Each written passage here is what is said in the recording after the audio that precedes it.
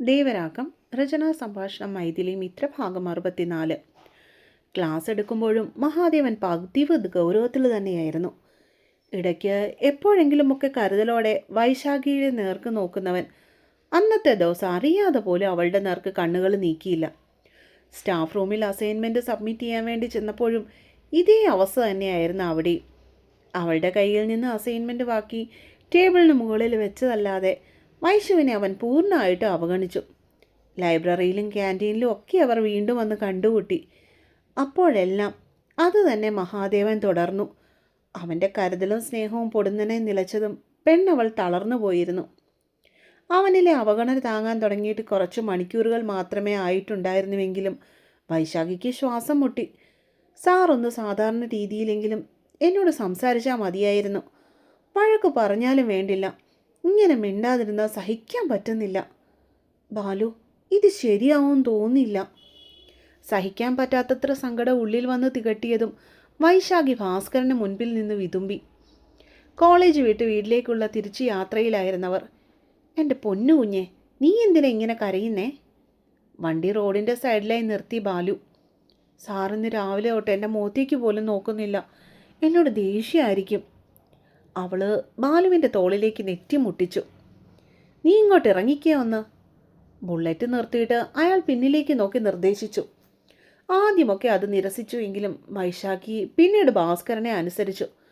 മെല്ലെ ഇറങ്ങി അയാളുടെ മുന്നിലായി ചെന്ന് നിന്നു. നിനക്ക് തോന്നുന്നുണ്ടോ വൈശു, എൻ്റെ മോന് നിന്നോട് ദേഷ്യമാണെന്ന്? അവളുടെ നിറഞ്ഞിരിക്കുന്ന കണ്ണുകൾ ബാലു തുടച്ചു കൊടുത്തു. എന്നിട്ട് ആ പാവ പെണ്ണിനോട് അയാൾക്ക് അലിവ് തോന്നി. തോന്നുന്നുണ്ട്. ഇത്രയും നേരമായിട്ട് എൻ്റെ മുഖത്തേക്ക് പോലും ഒന്നും നോക്കിയിട്ടില്ല സാറ്. കുഞ്ഞിക്കുട്ടികൾ പരാതി പറയുന്നത് പോലെ ആയിരുന്നു വൈശുവിൻ്റെ അപ്പോഴത്തെ മുഖഭാവം. എടി പൊട്ടിക്കാളി, അത് നിന്നോടുള്ള ദേഷ്യമല്ല, എന്നോടുള്ള കലിപ്പ.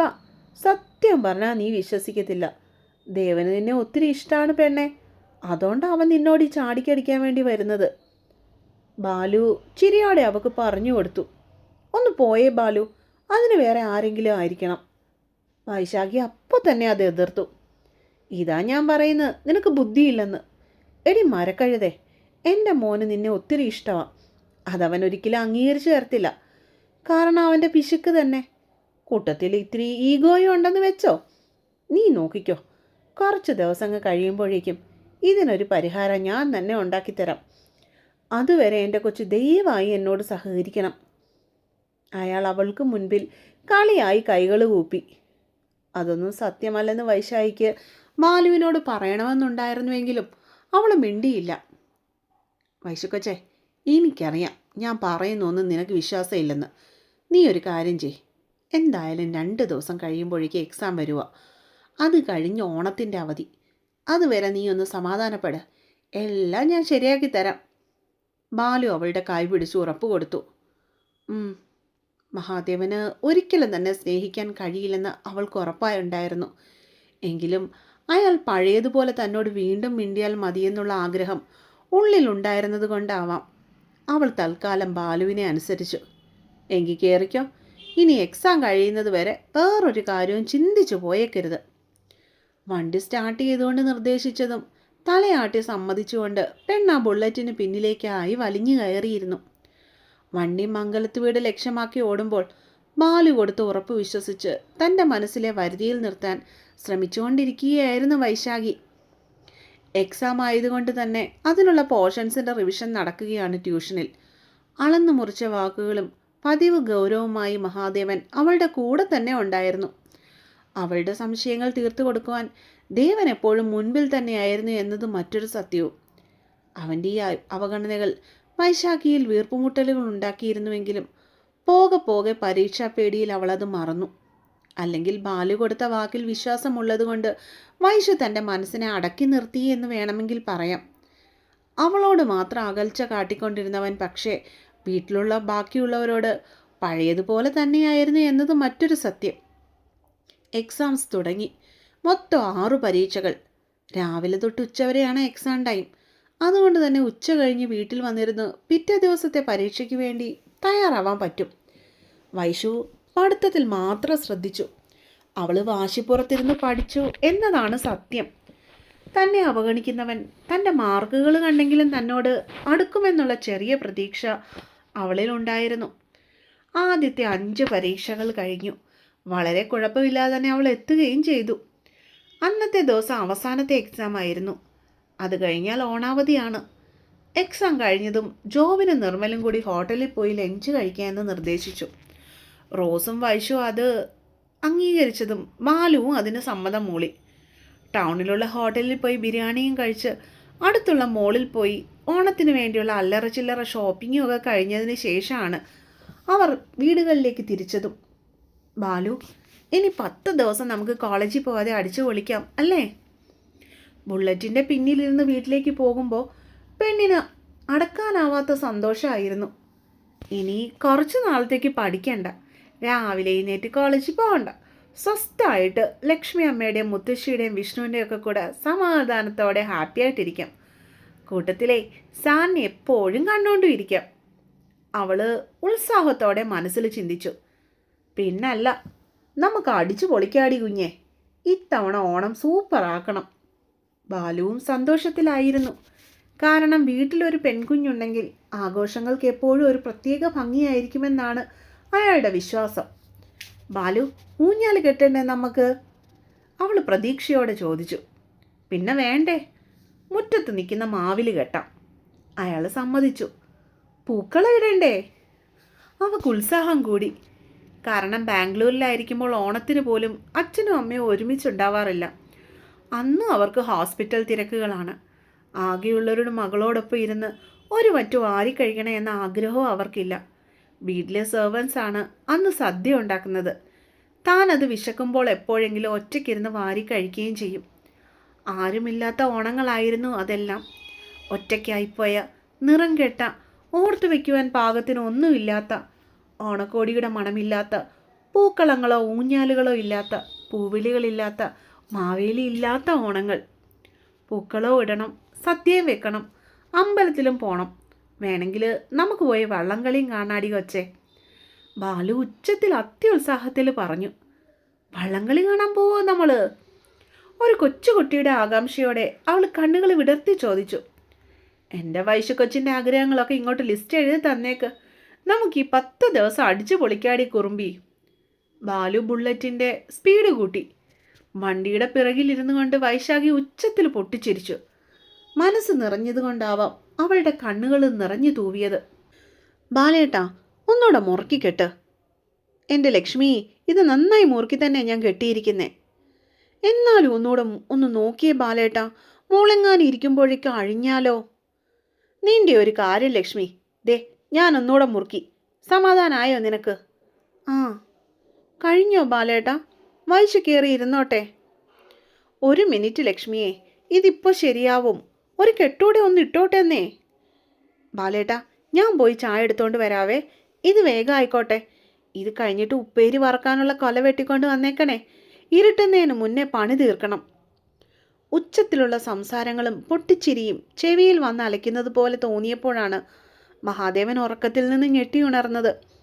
കണ്ണു തുറന്നപ്പോൾ ഒന്നും മനസ്സിലായില്ലെങ്കിലും പിന്നീടാണ് കാര്യത്തിൻ്റെ കിടപ്പുവശം അവന് പിടികിട്ടിയത് തന്നെ. മുറ്റത്തു നിന്നാണ് ഇത്രയും ഒച്ചയും ബഹളങ്ങളും കേൾക്കുന്നത്. ശ്രദ്ധയോടെ ചെവി കൂർപ്പിച്ചപ്പോൾ അവന് സംഭവം പിടികിട്ടി. മുറ്റത്തെ മൂവാണ്ടമ്മാവിൻ്റെ കൊമ്പിൽ ഊഞ്ഞാല് കെട്ടുകയാണ് എല്ലാവരും കൂടി. അതിൻ്റെ അലർച്ചയാണ് ഈ കേൾക്കുന്നത്. തൻ്റെ മുറിയുടെ ജനലിൻ്റെ അപ്പുറത്താണ് ആ മാവ്. അതുകൊണ്ട് തന്നെ അവിടെ നിന്ന് എന്തെങ്കിലും പതിയെ പറഞ്ഞാലും മുറിയിൽ കിടക്കുന്ന തൻ്റെ ചെവിക്കരികിൽ വന്നു നിന്നുകൊണ്ട് പറയുകയാണെന്നേ തോന്നൂ. ഉറക്കം മുറിഞ്ഞ നീരസത്തിൽ അവൻ മെല്ലെ കട്ടിലിൽ നിന്ന് എഴുന്നേറ്റിരുന്നു. എന്നിട്ട് തുറന്നു കിടക്കുന്ന ജനൽപ്പാളികളിലൂടെ മുറ്റത്തേക്ക് നോട്ടം പായിച്ചു. വലിയൊരു വടം കൊണ്ടുള്ള ഒരു ഊഞ്ഞാല് അവിടെ സെറ്റായിട്ടുണ്ട്. അച്ഛൻ കെട്ടിയതാവണം. അതിലിരുന്ന് ഉത്സാഹത്തോടെ, അതിലുപരി ആനന്ദത്തോടെ വൈശാഖി ആടുന്നു. പിന്നിലായി അച്ഛൻ നിന്ന് ഊഞ്ഞാൽ ആട്ടിക്കൊടുക്കുന്നുണ്ട്. ഇതിനിടയിൽ എന്തൊക്കെയോ പറഞ്ഞ് 2 പേരും ഉച്ചത്തിൽ പൊട്ടിച്ചിരിക്കുന്നുമുണ്ട്. ഇതിനും മാത്രം എന്തുകൊണ്ടാണോ മൂപ്പിലാനി ഇവക്കും തമ്മിൽ പറയാനുള്ളത്? ആ കാഴ്ച അവൻ എന്തുകൊണ്ട് അത്രയ്ക്കങ്ങ് സുഖകരമായില്ല.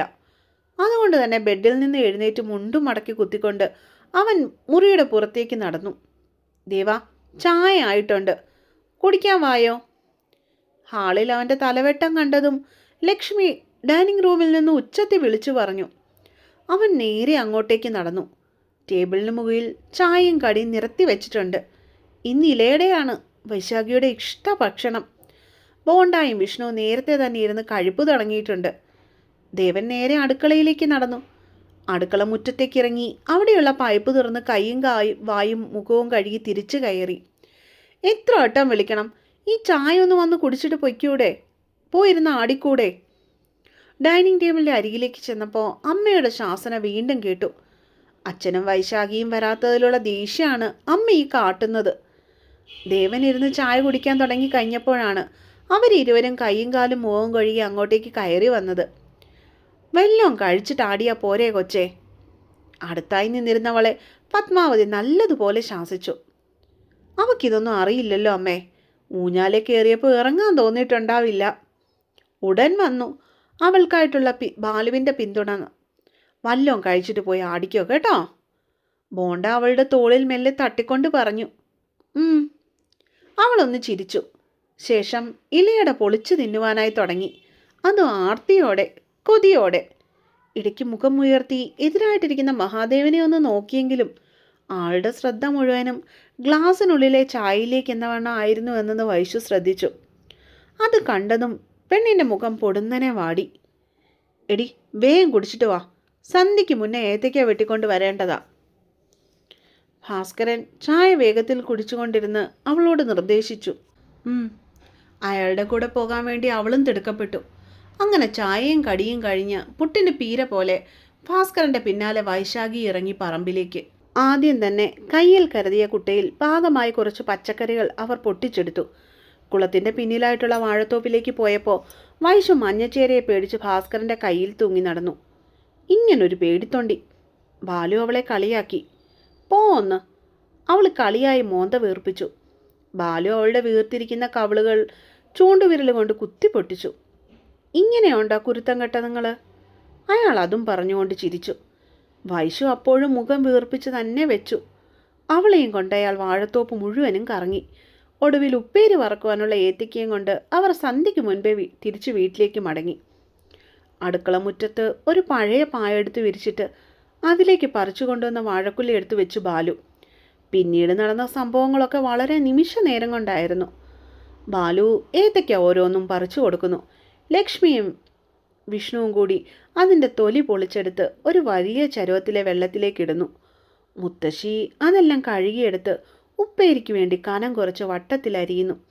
അതിനിടയിൽ ബാലുവിൻ്റെയും മുത്തശ്ശിയുടെയും കൗണ്ടറടികൾ, ലക്ഷ്മി അമ്മയുടെ ലളിതഗാനം, വിഷ്ണുവിൻ്റെ മിമിക്രി കാട്ടൽ, ബാലുവിൻ്റെ പട്ടാളത്തിലെ വീരസാഹിത്യ കഥകൾ പറച്ചിൽ, ആകെപ്പാടെ ഒരു ഉത്സവ പ്രതീതി. സംസാരിച്ചിരുന്ന് പണി ചെയ്യുന്നതുകൊണ്ട് ആർക്കും ഒരു മുഷിവുണ്ടായില്ല.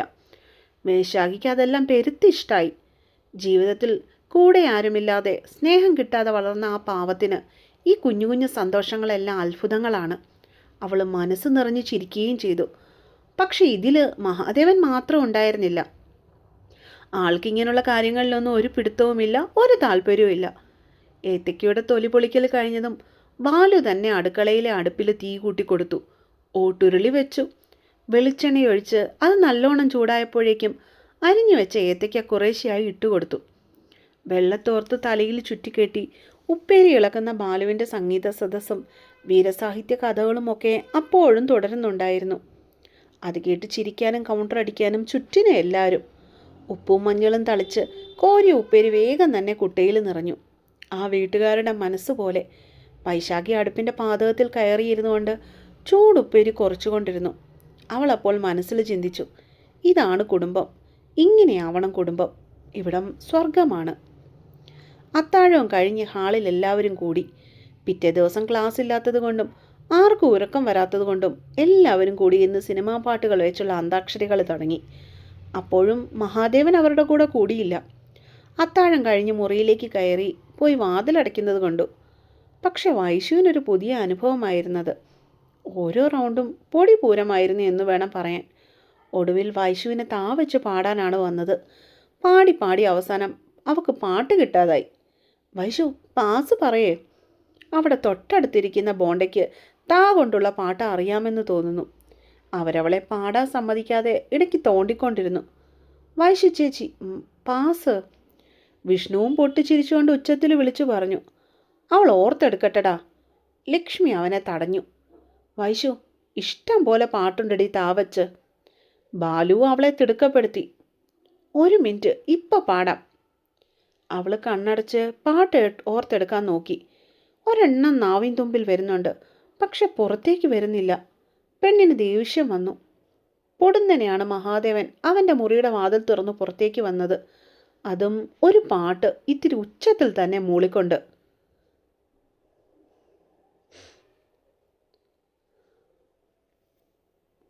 മഹാദേവൻ വെള്ളക്കുപ്പി എടുത്തുകൊണ്ട് അടുക്കളയിലേക്ക് നടന്നു പോയതും വൈശുവിൻ്റെ തൊണ്ടയിൽ കുരുങ്ങിക്കിടന്ന പാട്ട് പെട്ടെന്ന് തന്നെ വെളിയിലേക്ക് തെറിച്ചു. പാട്ട് ഓർമ്മ വന്ന സന്തോഷത്തിൽ അവൾ ഉച്ചത്തിൽ പാടി. അത് എഴുന്നേറ്റ് നിന്ന് കൈകൊട്ടിക്കൊണ്ട്. ആ കൊച്ചു പെണ്ണിൻ്റെ സന്തോഷത്തിൽ അവിടെ ഇരുന്നവരുടെ മനസ്സ് നിറഞ്ഞപ്പോൾ കുപ്പിയിൽ വെള്ളം നിറയ്ക്കുന്നവൻ്റെ ചുണ്ടിൽ ഒരു കുഞ്ഞിച്ചിരിയുണ്ടായിരുന്നു. മഹാദേവൻ അറിയാതെ പാടിയതാണോ അതോ മനഃപൂർവ്വം വൈശുവിനെ ജയിപ്പിക്കാൻ വേണ്ടി പാടിയതാണോ? ബാലുവും ലക്ഷ്മിയും ബോണ്ടയും പരസ്പരം സംശയത്തോടെ നോക്കി ചിരിച്ചു. അപ്പോൾ അടുത്ത പാട്ടുമായിട്ട് നാളെ കാണാം കേട്ടോ. Good night.